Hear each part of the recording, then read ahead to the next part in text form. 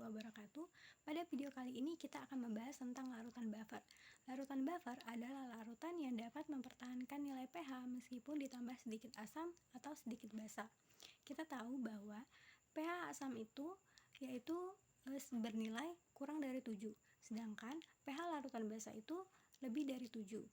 Nah, larutan buffer ini terdiri dari asam lemah dan garamnya, yaitu contohnya CH3COOH dan CH3COONA, dan asam lemah dan juga basa konjugasinya yaitu CH3COOH dan CH3COO-.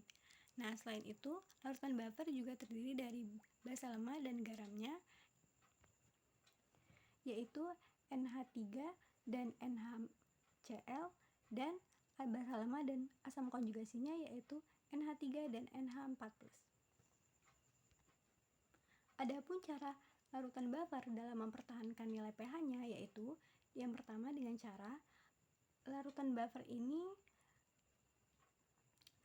kesetimbangannya akan bergeser ke arah kanan jika larutan asam bereaksi dengan basa dan akan membentuk asam konjugasinya, dan kesetimbangan akan bergeser ke arah kiri jika basa bereaksi dengan asam membentuk air.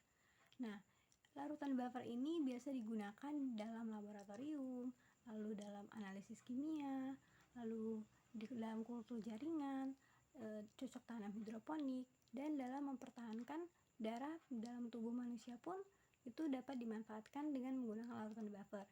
Nah, larutan buffer ini memiliki banyak sekali penerapan dan manfaat dalam kehidupan sehari-hari, yaitu salah satu contohnya tadi yaitu larutan buffer dapat mempertahankan darah atau nilai pH dalam darah tubuh manusia.